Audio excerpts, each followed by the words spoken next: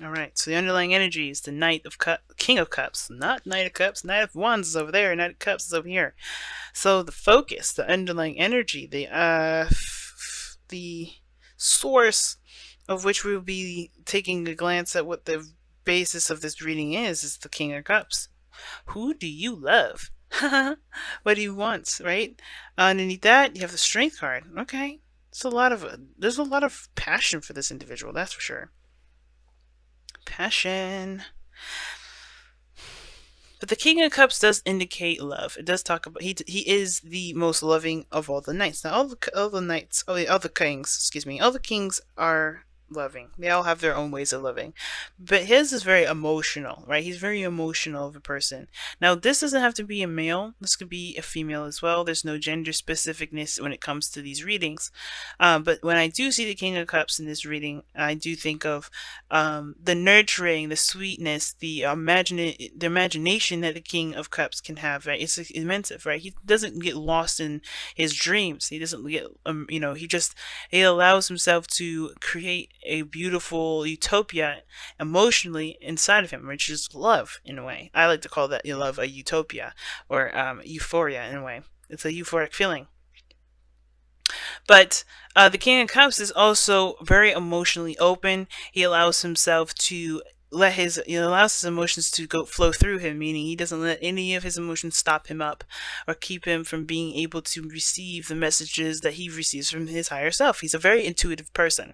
Now again, like I said, even though I'm using he, I'm just talking about the King of Cups.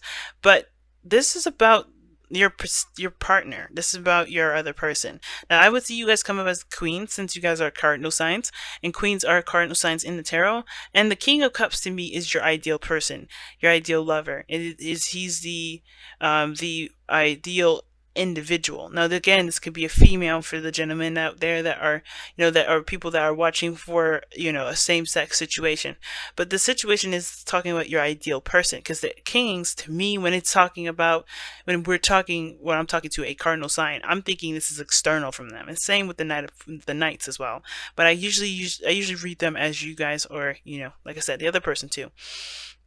And I feel like this whole focus has to do with what you want and what you love, what your ideal dream is, right? What is, because the king even could be a thing, right? What is your ideal lifestyle, even?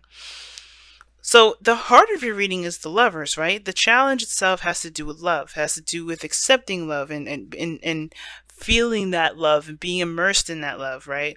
And not allowing your mind to talk you out of it or to think of other ways as to not accept the love. Because let's be honest, when you feel love for somebody, you can't choose to love them. You can't choose it. Because if you have to choose whether to love someone or not, then it's not love. That's not love.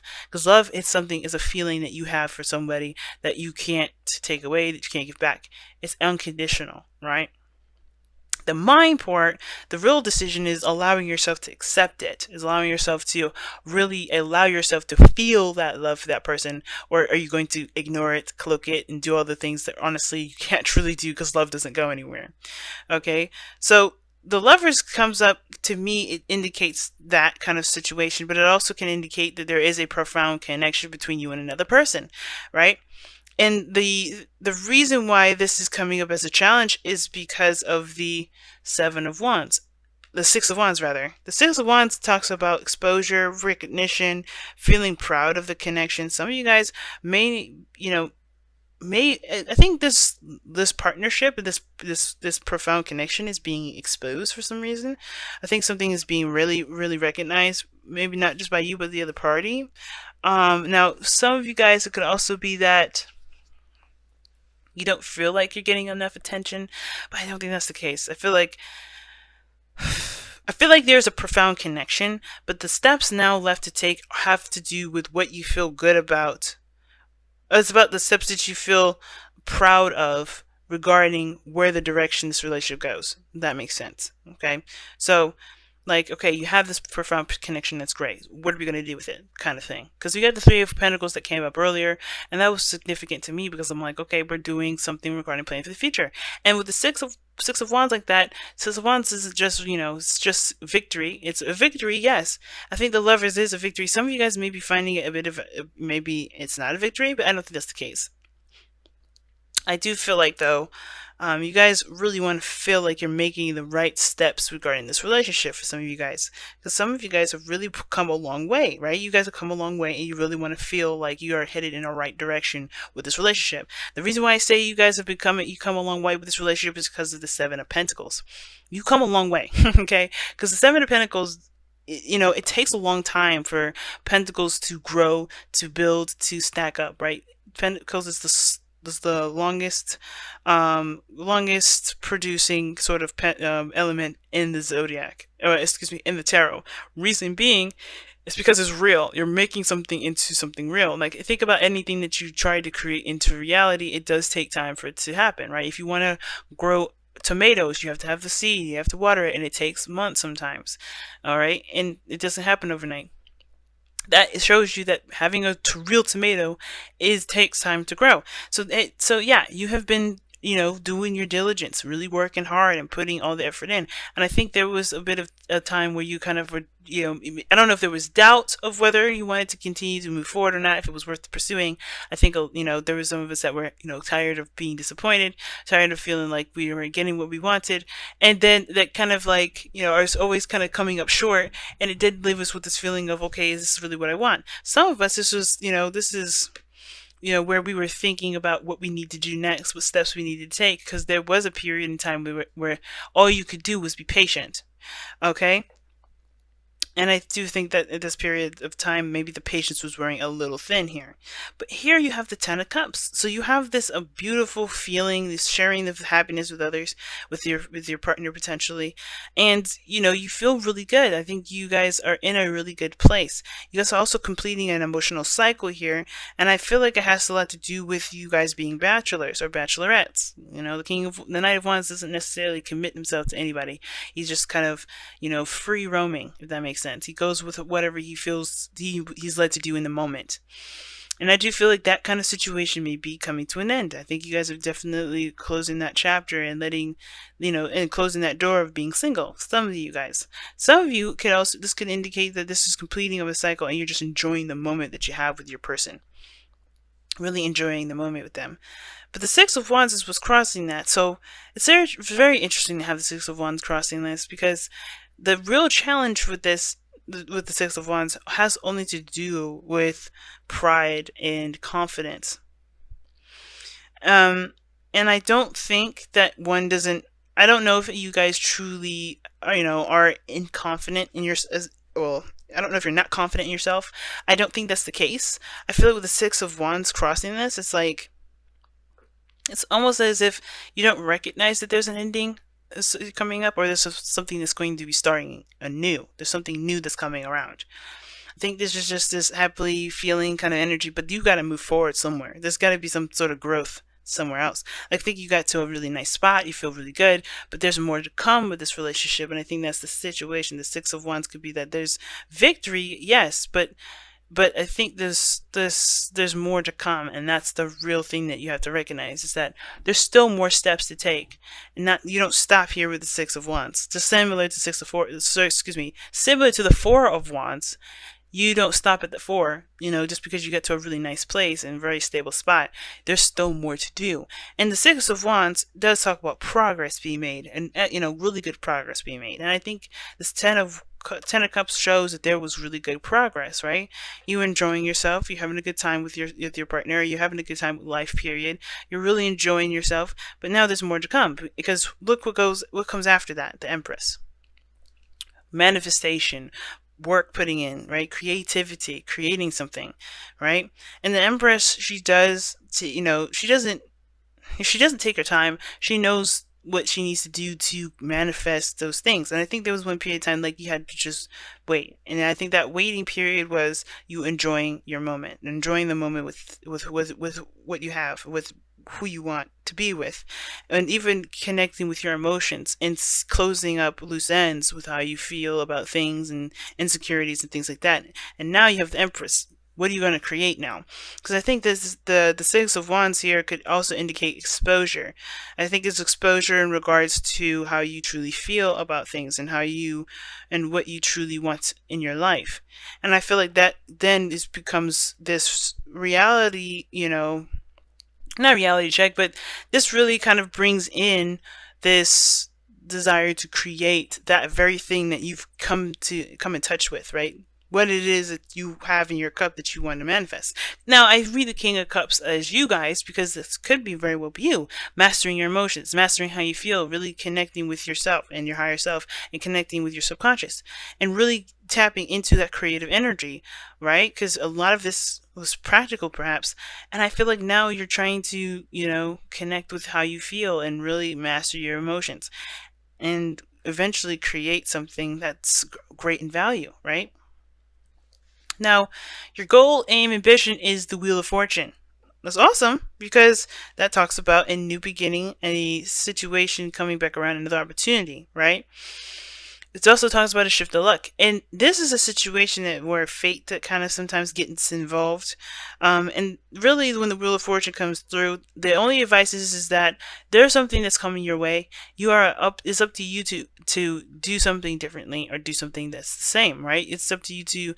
But I feel like the biggest thing, the biggest message with the Wheel of Fortune is like try to do something differently this time.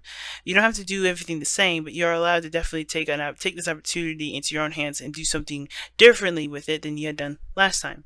So if this is a relationship, then this is about doing something differently within this relationship. If this is work, do something differently with your work.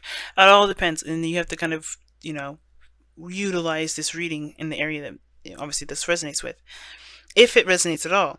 And the Wheel of Fortune to me is like, hey, you have a new opportunity. It's up to you to recognize how much you've changed and what you are willing to do differently this time that didn't work beforehand. Okay, so that leads us to our night, to external energy. And I know I touched on this with the Ten of Cups here, but I feel like kind of doing with a little bit of Leo, what I did with Leo's reading, which was kind of touch on the.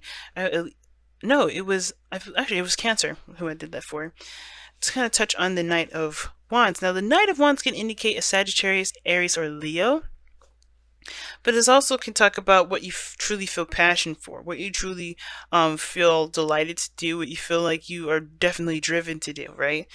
This is another card in which you would feel proud about what you're doing, right?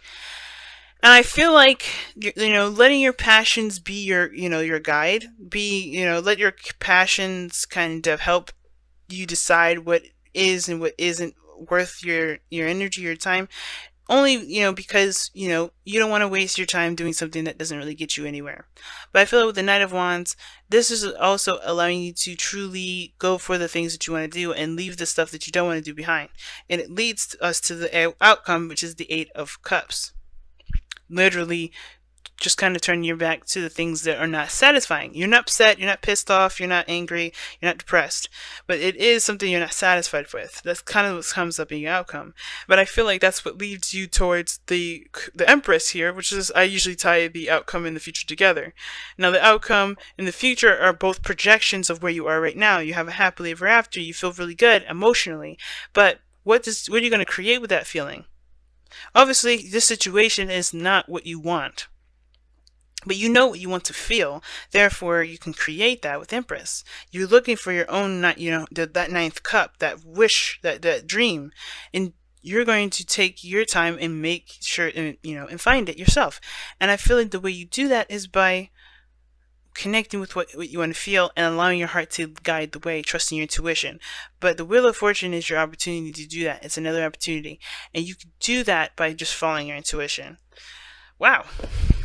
What a powerful reading this time around, Libra. Really. The hope is there, guys. The hope is there.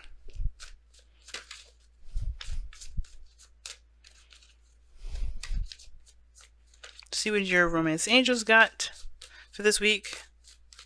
Or what you guys got from the romance angels, rather. It is safe for you to love. Wow. Everybody was getting that. At least the other half of the zodiac is. Wow. It is safe for you to love. Open your heart to give and receive the highest energy of all. Dang. Awesome. And it's true. And I feel like this is really talking about the Six of Wands and the the Ten of Cups and the Knight of Wands. And I think the thing is too is that maybe you're in love but you don't want to show it. You don't, or you know what you want, you know what you want to go for, but you don't really want to, you have to take that step to make it happen. I think a lot of people are like kind of hesitant on going after what their dreams are and what they want. And I think that maybe some of you guys out there may be finding it a little difficult to take action at this moment. And I feel like don't worry about the action. Don't worry about, don't worry about what could happen or the worst of anything happening, right? Just go with how you feel and just solely focus on your feelings. Oh, wow. Appreciate this moment. Okay? Each and every situation has an opportunity to grow and find love. So whatever happened in the past, that Seven of Pentacles, I really feel like obviously yes, it reached its climax here, but everything has its purpose in its moments, and I feel like yeah, the Ten of Cups and the Knight of Wands is definitely talking about enjoying your moment fully, being immersed in your situation, and not worry about anything external from that, and that doing that will help create a future, a utopia like the Empress has with her space, right? But it takes time to create it. It takes time to cultivate it. And this is your opportunity to really build something of a great value.